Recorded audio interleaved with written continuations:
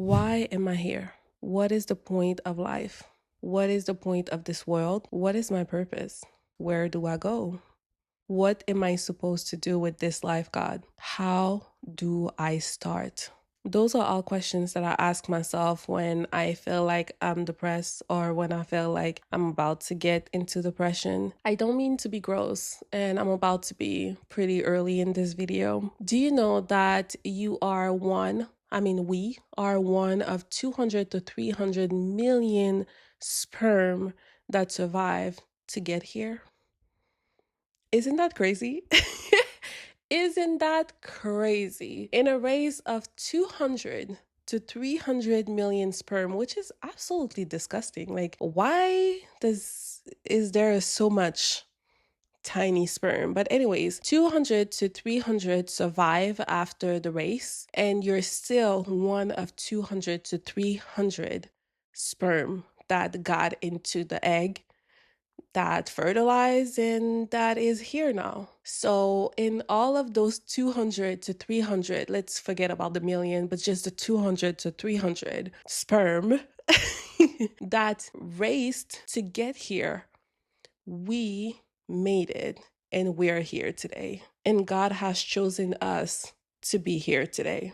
So when I really feel depressed and I feel like I don't know what I'm doing with this life, and I don't know where I'm going, and I don't know what I'm supposed to do, and like I have so many questions and I don't know where to go, and I don't know how to start, and I don't know, overwhelming, right? Well, I feel overwhelmed with all of these questions. I don't know why this weird fun fact come back in mind, and I don't know if it's God that's putting this back in my mind, that's telling me, bro, you were 1 in 2 to 300 sperm.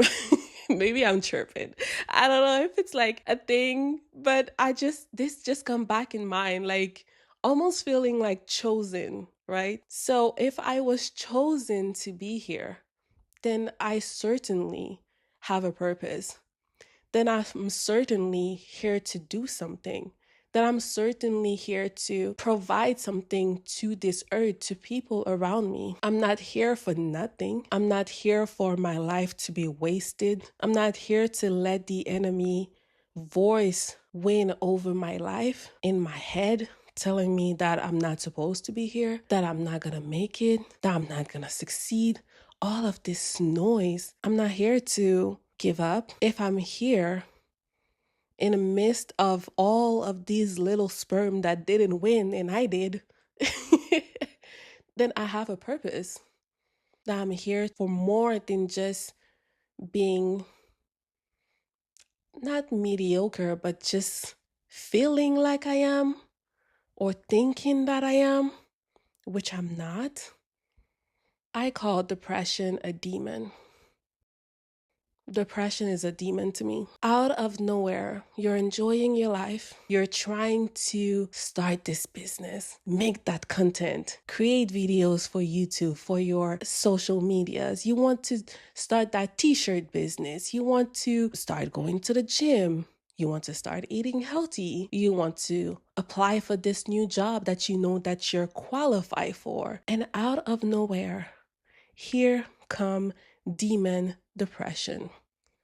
Here comes the word of negativity that whispers into your ear. You can't do it. You will never win. You will never succeed. Why should you even start this business? Do you think you can do it? Do you think you'll actually lose the fat if you go to the gym? You can't even eat healthy. Just give up. Why eat healthy? You should not apply for that job. You're not qualified. Here comes the demon. Every time you feel great about yourself and you feel like, yeah, I'm about to make it.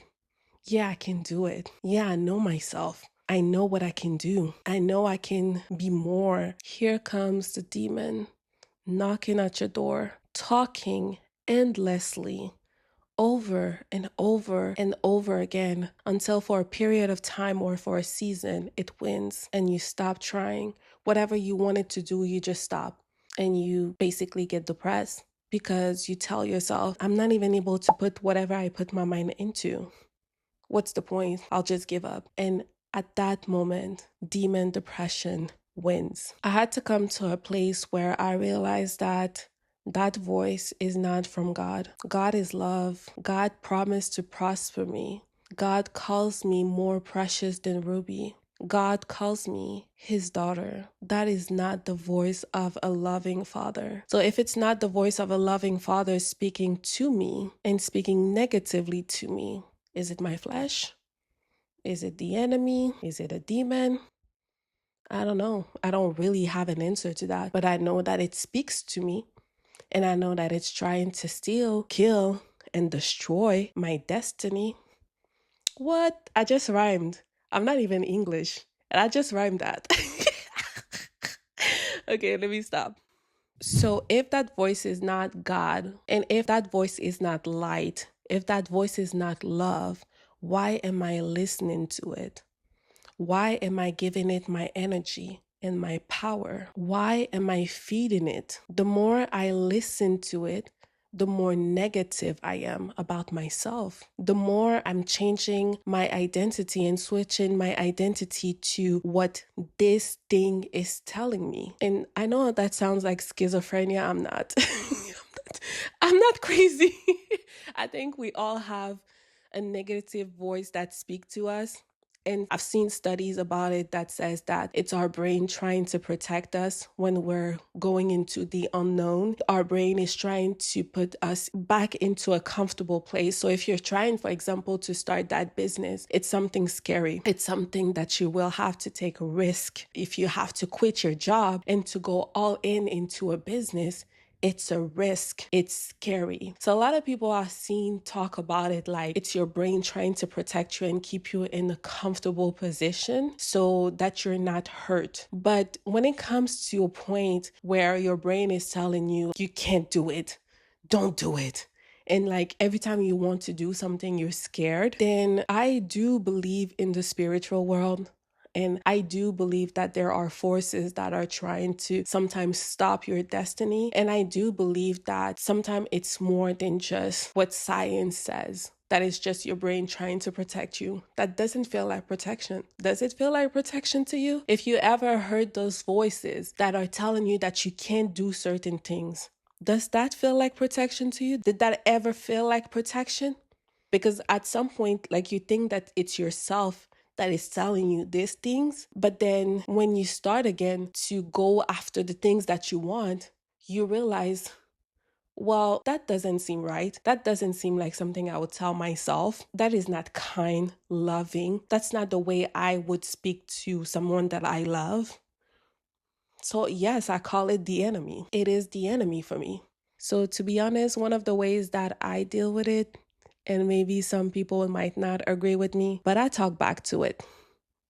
And I talk back to it like a gangster. I'm not like, yeah, I can plead the blood of Jesus on things and stuff like that. Like, yeah, by the blood of Jesus, like, you are gone.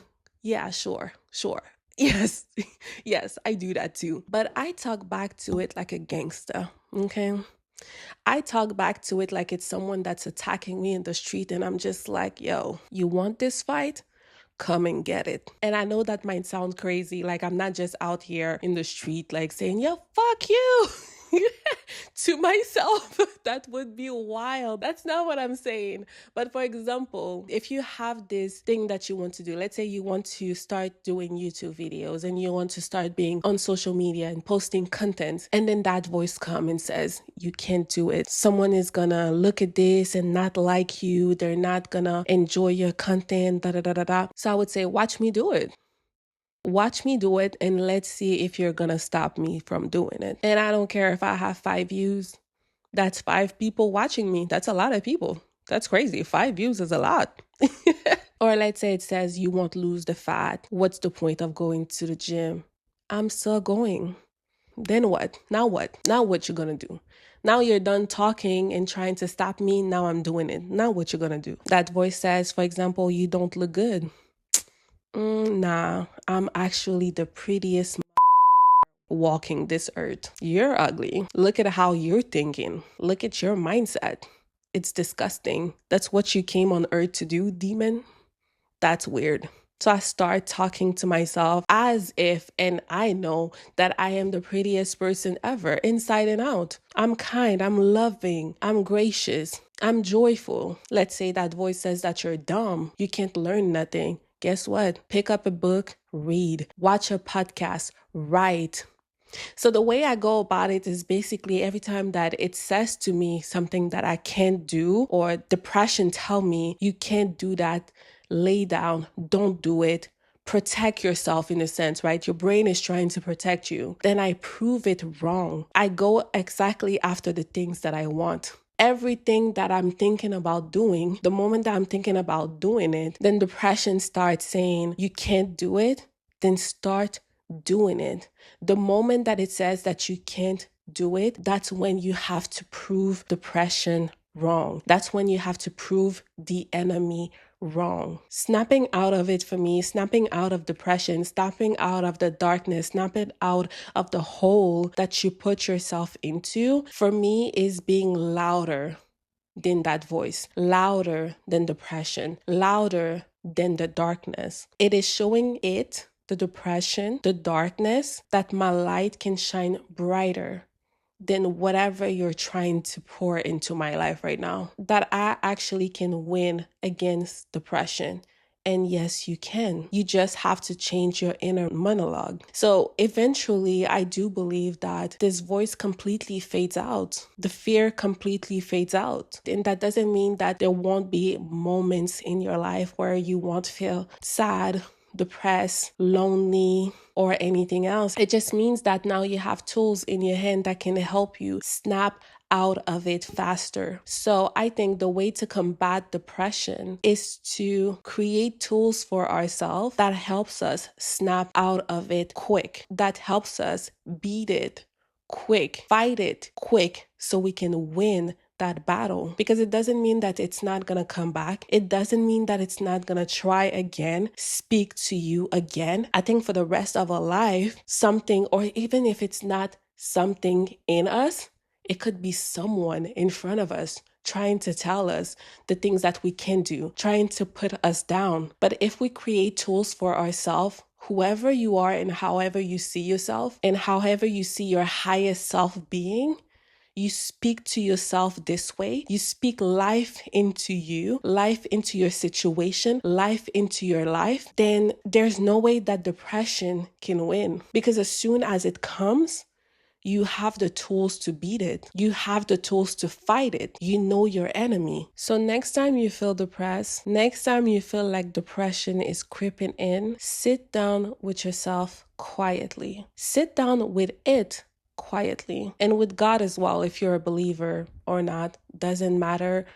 This video is for everyone. Come to Christ if you're not a believer. Sit down with the depression, almost like you're sitting down across your enemy, almost like you're sitting down having a meeting.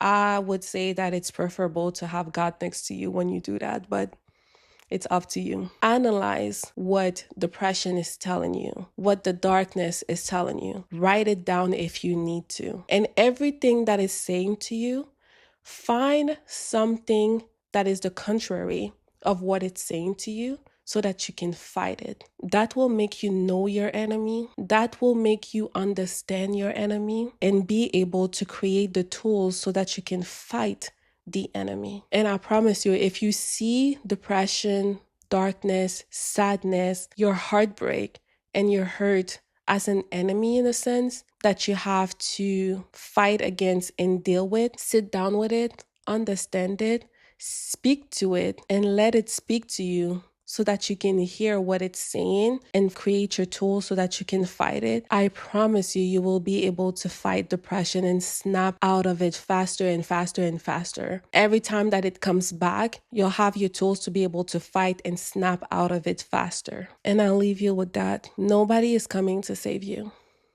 Nobody. You might have people that helps you along the way, but ultimately we have to make the first step. We have to help ourselves. People can help you, but they can only help you to the extent of what they know, their own knowledge. You are the person that know yourself best. So you are the person that can save yourself and get out of the situation that you're in right now. Nobody is coming to save you. So snap out of it. Let me know in the comments down below if you have tools for yourself and what they are that helps you basically snap out of darkness, depression, or whatever sometime you may be going through. What are your tools? Let's talk about it in the comments. If you enjoyed this video, like, subscribe, and I'll see you in the next one.